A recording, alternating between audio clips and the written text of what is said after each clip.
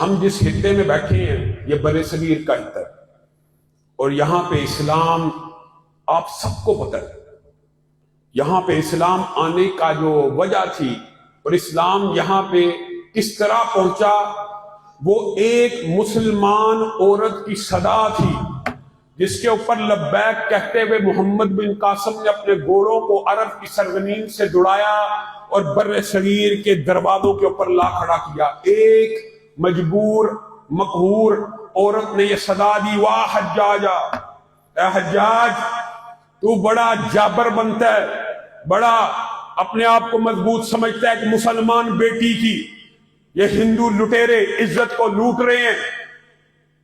تو حجاج نے اس کی صدا پہ لبیک کہتے ہوئے کہا تھا، مجھے ایسا لشکر ہی کیوں نہ تیار کرنا پڑے جس کی ابتدا سندھ پہ ہوگی اور آخری سپاہی کوفہ اور بصرہ اور حجاز کے اندر ہوگا، میں اس بیٹی کا بدلہ ضرور لوں گا۔ اور اللہ کے فضل و کرم سے یہی رسول اللہ صلی اللہ علیہ وسلم کی بھی سنت ہے۔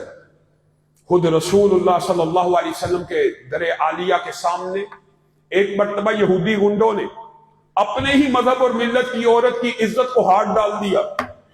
اس عورت نے ان کو واسطہ دیا، میں تمہارے موسیٰ کی ماننے والی ہوں، میں تمہاری ہم مذہب ہوں، میں تمہاری ہم مسلک ہوں، ہم مشرب ہوں۔ گنڈا صرف گنڈا ہوتا، اس کا کوئی مسلک مذہب نہیں ہوتا۔ آج بھی مسلمان عورتوں کو لوٹ رہے، کیا وہ یہ دیکھتے کہ اس نے بھی محمد الرسول اللہ کا کلمہ پڑھا ہے؟ وہ بھی گنڈے تھے، ان کے ہاتھ بڑھتے چلے گئے۔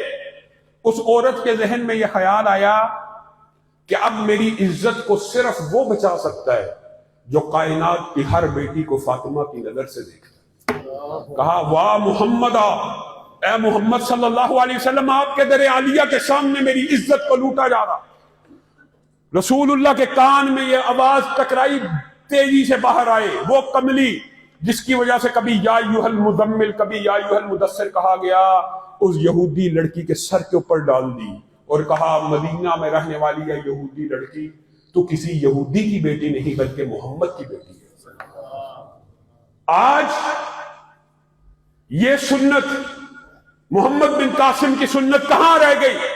بہار کا ایک بدماش وزیر اعلیٰ ایک مسلمان بچی کے چہرے سے نقاب کھینچ رہا ہے، میں اور آپ آج پاکستان کے اندر بیٹھے اس کی مرمت بھی نہیں کر سکتے۔ مرمت تو کرنی تو مرمت چاہیے، اور میرا حکمرانوں سے بھی یہ مطالبہ ہے، آرمی چیف سے بھی یہ مطالبہ ہے، اور صرف پاکستان کے حکمرانوں سے مطالبہ نہیں ہے، پوری دنیا کے 57 اسلامی ممالک سے یہ مطالبہ ہے۔ آج ہندوستان کے ایک وزیر اعلیٰ نے ایک مسلمان بیٹی کے نقاب کو نوچا، اس کو نشان عبرت بنا دیا جائے، اس کو ویسی سزا دی جائے جیسے محمد بن قاسم نے اس بر صغیر میں آ کے دی تھی۔ اگر غیرت مسلم زندہ ہو تو یہ کام ہو جائے۔ اور بالخصوص میں آرمی چیف سے، وزیر خارجہ سے، وزیر اعظم سے اس بات کا مطالبہ کرتا ہوں کہ اس بات کو اٹھائیے۔ یہ اپنے آپ کو سیکولر اور لبرل کہتے ہیں، یہ سیکولرزم کا گندا اور گھناؤنا چہرہ بھارت کے وزیر اعلیٰ نے آپ کو دکھلا دیا ہے، یہ سیکولرزم ہے۔ اور بدبخت انٹرویو دیتے ہوئے کہتا ہے، وہ یار آپ لوگ میرے پیچھے پڑ گئے، میں نے اس کے چہرے پہ ہی ہاتھ ڈالا، کسی اور جگہ پہ تو نہیں ڈالا۔ بدبخت،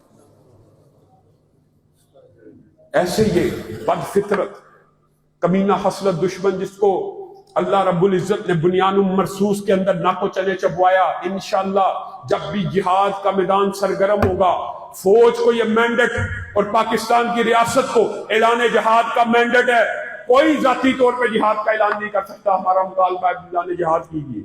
اس وزیر اعلیٰ کے ساتھ، آپ کے ساتھ مذہبی اور دینی جماعتیں لڑنے کے لیے تیار ہیں، کیوں جی تیار ہے کہ نہیں؟